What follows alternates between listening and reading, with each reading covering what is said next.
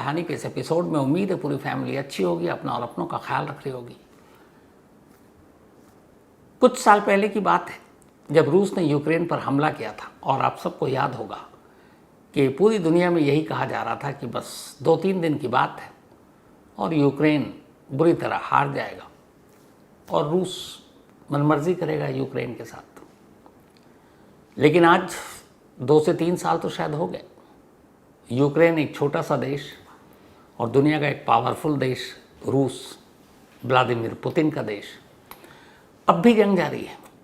न यूक्रेन ने हार मानी और न ही वो हारा है, बल्कि अब भी लड़ रहा है। 28 फरवरी को जब अमेरिका और इजराइल ने मिलकर ईरान पर हमला किया था, उसके बाद डोनाल्ड ट्रंप का एक बयान आया था।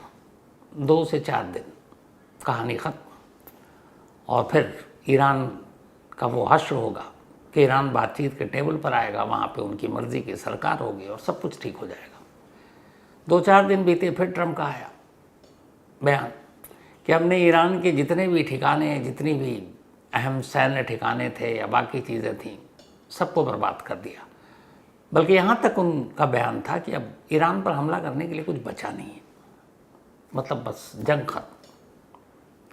फिर उसके बाद डोनाल्ड ट्रंप का बयान आता है कि जितनी हमें उम्मीद थी उससे कहीं ज़्यादा ताकत के साथ ईरान लड़ रहा है।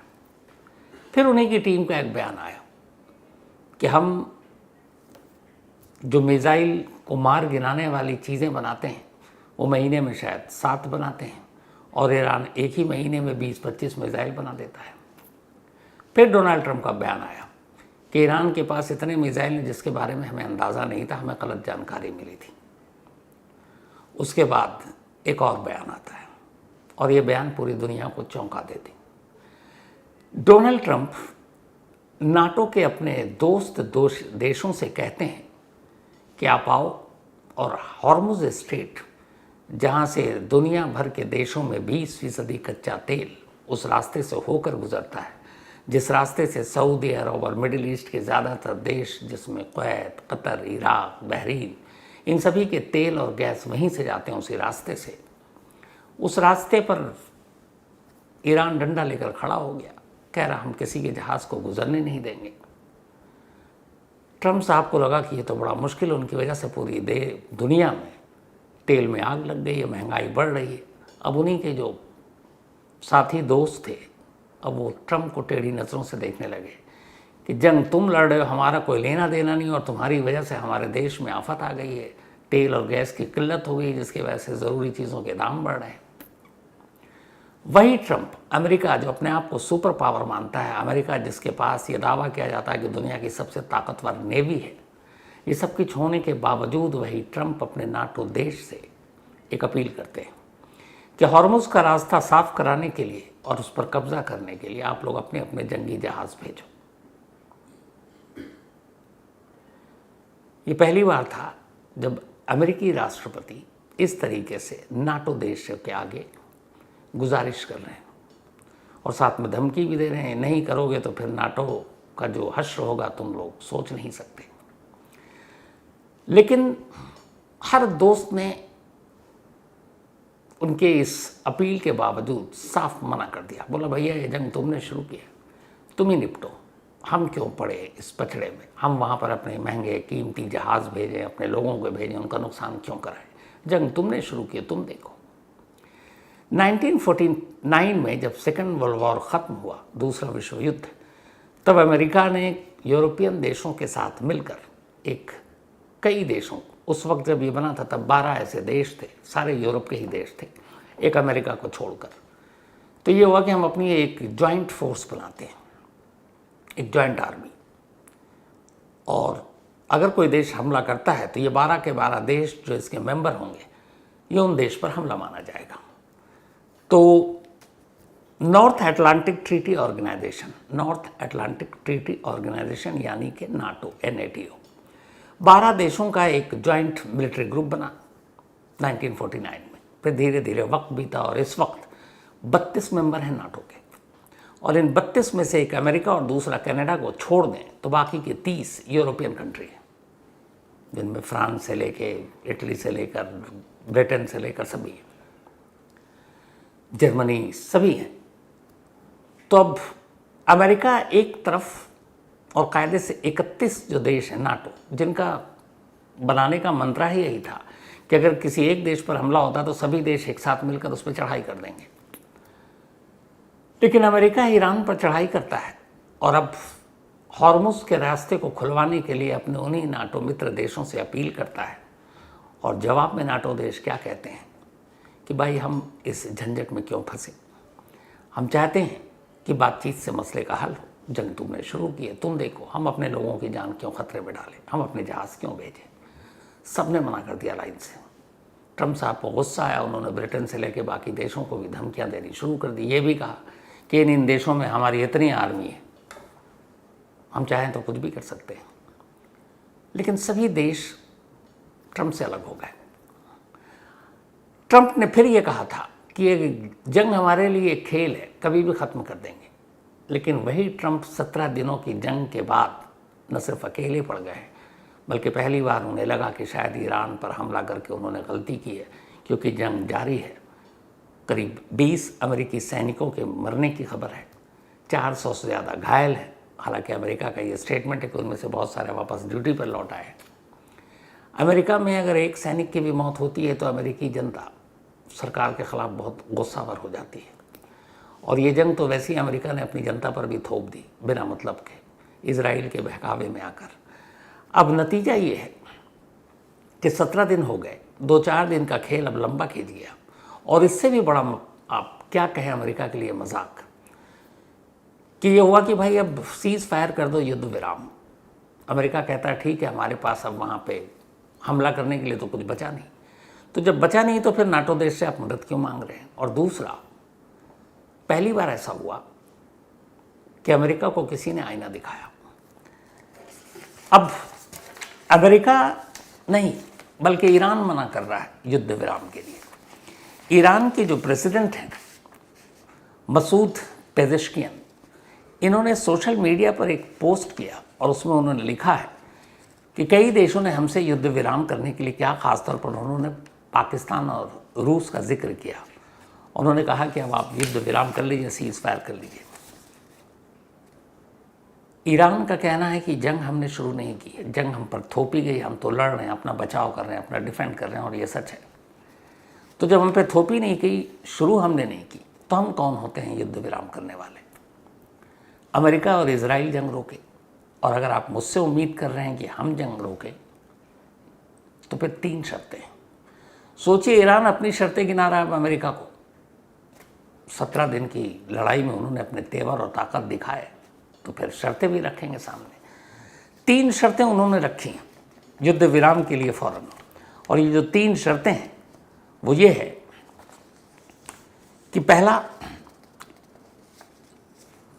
ईरान चाहता है कि इजराइल और अमेरिका पूरी तरीके से जो ईरान के न्यूक्लियर प्रोग्राम चल रहे हैं उसको कानूनी मान्यता दे, उसमें टांग ना अड़ाए।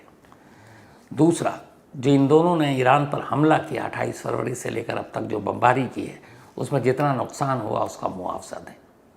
और तीसरा, इस बात की गारंटी दें कि दोबारा ईरान पर अमेरिका या इजराइल हमला नहीं करेंगे।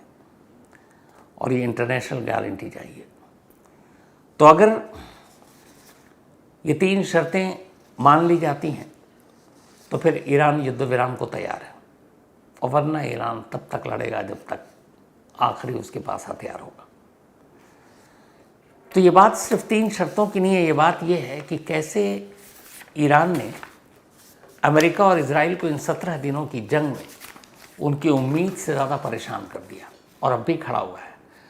इस ईरान की तरफ से बयान आया था कि शुरुआती जंग में जो पहले 5-6 दिन थे उन्होंने अपने कबाड़ मिसाइल का इस्तेमाल किया था, और ये बड़ी एक सोची समझी उनकी रणनीति का हिस्सा था कि जब हमला हुआ तो उन्होंने पलटवार किया, मिसाइल दागे जो उनके सबसे घटिया मिसाइल थे। क्यों? ताकि उस मिसाइल को गिराने के लिए इजराइल अपने बेहतरीन जो हथियार हैं उनको छोड़े, जैसे आयरन डोम और बाकी चीज़ें थी।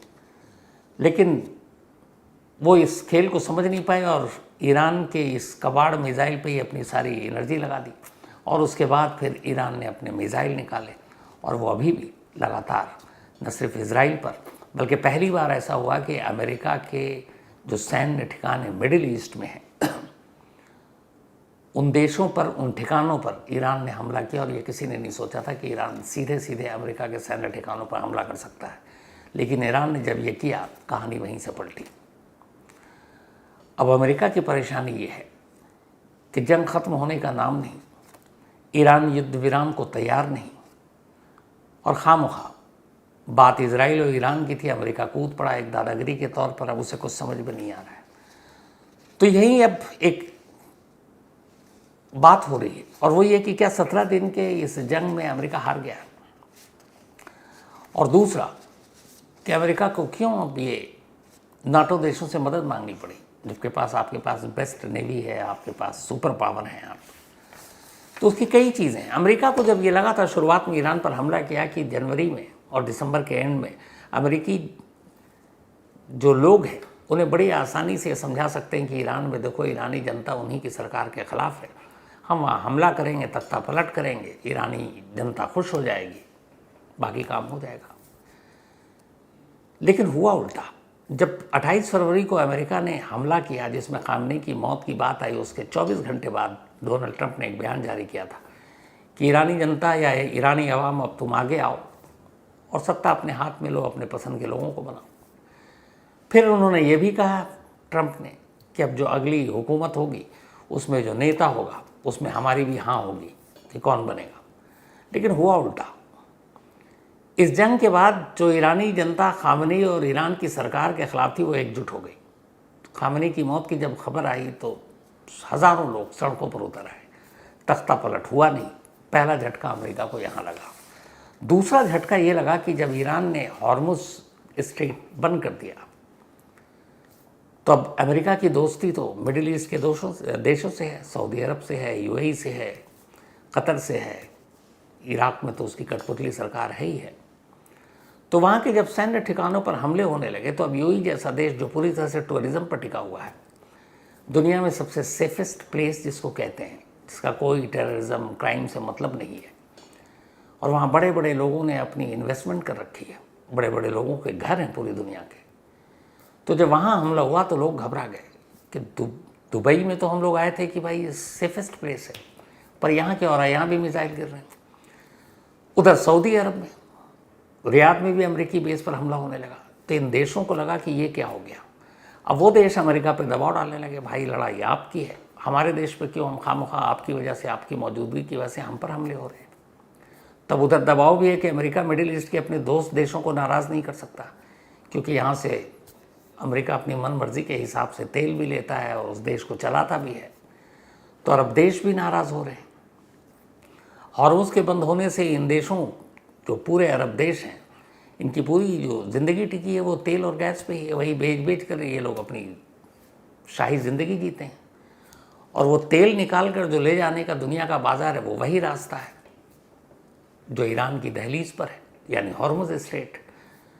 तो इसी एक रास्ते से जब दुनिया भर के बाज़ार में वो तेल और गैस जा रहा है और उस रास्ते को ईरान ने बंद कर दिया, तो लोगों ने अपने उत्पादन बंद कर दिए, क्योंकि निकाल तो लें तेल गैस, भेजें कैसे दूसरे देशों को। 70% तक कटौती कर दी उन्होंने प्रोडक्शन में। अब इस कटौती का मतलब है कि उनकी आर्थिक हालत भी हर गुजरते दिन के साथ कम होती जाएगी, गिरती जाएगी। अब वो अलग उधर दबाव डाल रहे हैं अमेरिका पर कि आपके जंग की वजह से हमारा तो बिजनेस ठप हो रहा है, तो हम क्या करें। तीसरा, अब इस जंग के चक्कर में और हॉर्मुज़ के चक्कर में पूरी दुनिया के बाकी देशों में तेल और गैस की कमी भी हो रही है, दाम जो है आसमान पर है। तो वो देश भी अब अमेरिका को आंखें दिखाने लगे हैं कि आपकी दादागिरी के चक्कर में हम फंस गए। तो अब इसीलिए हॉर्मुज़ का एक रास्ता, छोटा सा संकरा, जो आपको मैंने डिटेल में पूरा सुनाया हॉर्मुज़ के बारे में, मतलब 39 किलोमीटर 35 किलोमीटर चौड़ाई और लंबाई, ऐसे ही कुछ। और एक छोटे से समुद्री रास्ते पर अमेरिका जैसा सुपर पावर, सबसे बेस्ट नेवी रखने वाला, उस रास्ते को कंट्रोल नहीं कर रहा। और ईरान ने यह दिखाया कि ईरान की चूँकि दरवाजे पर, सरहद पर है ये, कुछ ही दूरी पर, वो अपने ही सरजमीन से बैठकर और इस पूरे हॉर्मुज़ का एक जो नेक है जहाँ से जहाज़ गुजरता है, चूँकि बहुत संकरा रास्ता है, तो एग्जिट पॉइंट को अगर बंद कर दे तो कोई जहाज़ गुजर नहीं सकता, और अगर गुजरने की ज़बरदस्ती हिम्मत करेगा तो ईरान उस पर बम गिरा रहा है।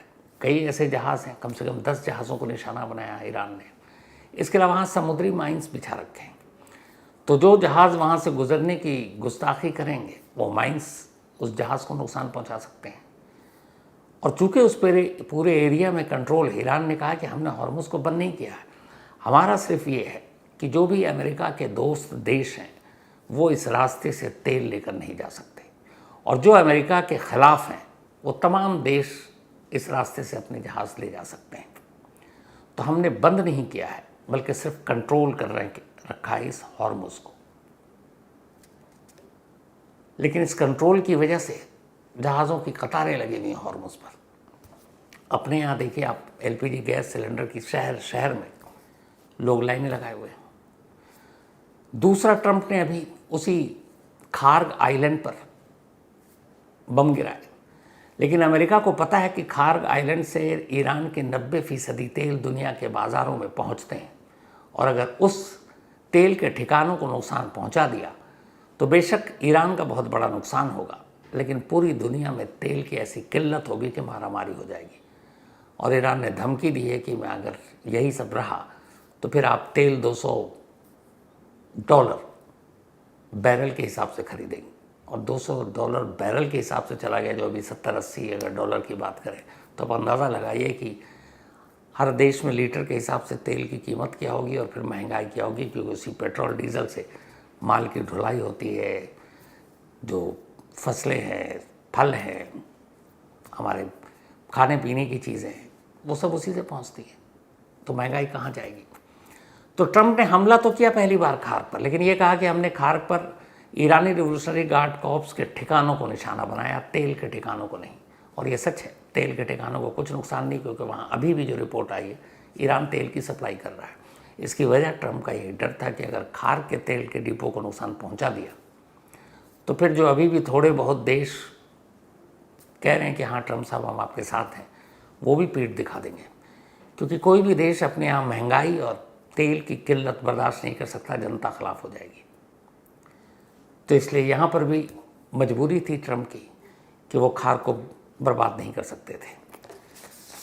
अब जितने भी देश हैं, इन सारे देशों के साथ भी आप हॉर्मुज़ में ऑपरेशन नहीं कर सकते थे, इसलिए भी बाकी के नाटो के देशों ने इनकार कर दिया, क्योंकि फिर जॉइंट ऑपरेशन में आपस में एक दूसरे की तालमेल बहुत ज़रूरी है। हर एक की अपनी ट्रेनिंग है, अपनी तरह का उनके पास वेपन है, और सबसे बड़ा ख़तरा ये है कि जहाज़ लेट हो जाए हॉर्मुज़ के पास, बहुत छोटी सी जगह, कंट्रोल कैसे कर सकते हैं, क्योंकि जगह जगह समुद्री माइंस बिछे हुए हैं, और उस माइन से बच गए तो फिर दहाने पर, उसके दरवाजे पर खड़ा है ईरान।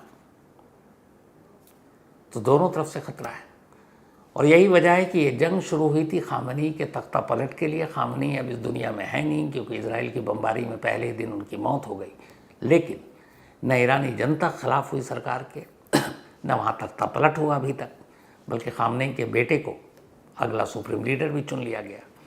लेकिन जिस तख्ता पलट के लिए जंग 28 फरवरी को शुरू हुई, उसकी सच्चाई ये है कि जंग अब 2 जगहों पर आकर सिमट कर रह गई है।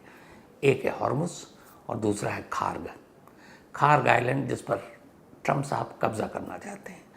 आज ही दिन भर एक बड़ी खबर चल रही है, अब इसके बारे में क्या कहें। ट्रंप साहब ने अभी ईरान से निपटे नहीं और कह रहे हैं कि हम, क्यूबा जो है उसकी इकोनॉमी ठीक नहीं है, वहाँ तेल भी नहीं है, वहाँ की सरकार भी निकम्मी है, तो हम चाहते हैं कि मैं पहला प्रेसिडेंट बनूँ अमेरिका का जो क्यूबा पर कब्जा कर ले। और मैं इसके बारे में गहराई से सोच रहा हूँ।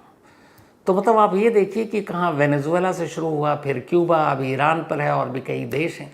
मतलब डोनाल्ड ट्रंप ने दुनिया के देशों को देश नहीं, बल्कि ऐसा है जैसे कोई खाने पीने की चीज़ हो या कपड़ा हो या कोई कीमती सामान हो कि बस मुझे पसंद आ गया और मैं ले जाऊंगा।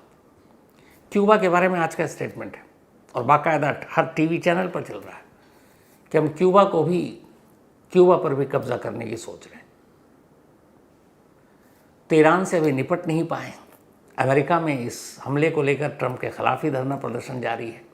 उधर इजराइल मज़े में है, क्योंकि उसने जंग शुरू करके अमेरिका को अपने साथ मिलाया और अब मज़े से बैठा हुआ है कि चलो अमेरिका आगे आगे वो देख लेगा।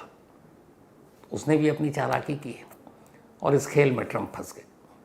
ऐसा फंसे हैं कि 2-4 दिन का खेल समझ रहे थे, 17 दिन तो हो गया, अब उल्टा ये पड़ गया है कि अब ईरान से लोग कह रहे हैं कि भाई आप सीज़ फायर कर लो, युद्ध विराम, और ईरान ने शर्तें रख दी सामने, शर्तें ऐसी जो शायद मानी नहीं जाएंगी, और ईरान को ये बात पता है, और इसीलिए ये जंग अब लंबी खींचेगी, और या तो फिर अमेरिका और इजराइल पीछे हटे। तो कुल मिलाकर जंग तो 3 देश के बीच में है, लेकिन ट्रंप साहब ने पूरी दुनिया में इस जंग को घसीट दिया, क्योंकि ख़ासतौर पर ईरान के भी बारे में भी यही कह सकते हैं कि ईरान ने जिस चालाकी से हॉर्मुज़ के रास्ते को बंद किया, पूरी दुनिया के तमाम देश एक तरह से जाने अनजाने इस जंग का हिस्सा बन गए। अब वो अपने अपने देश में जूझ रहे हैं तेल, पेट्रोल, गैस को लेकर, और लोग, अगर ये किल्लत बढ़ती है तो जनता क्या करेगी? वो अपनी सरकार के खिलाफ आवाज़ उठाएगी। तो एक शक्तिशाली देश की भूख कब्जे की, या दूसरे देशों में घुसपैठ या दादागिरी की, किस तरह से पूरी दुनिया को परेशान कर सकती है, बेस्ट एग्जाम्पल है ईरान पर अमेरिका का ये हमला। तो आज की कहानी में फ़िलहाल इतना ही। अब आपसे मुलाकात होगी कल रात 9 बजे किसी नई कहानी के साथ। तब तक अपना और अपनों का ख्याल रखिएगा। Thank you very much.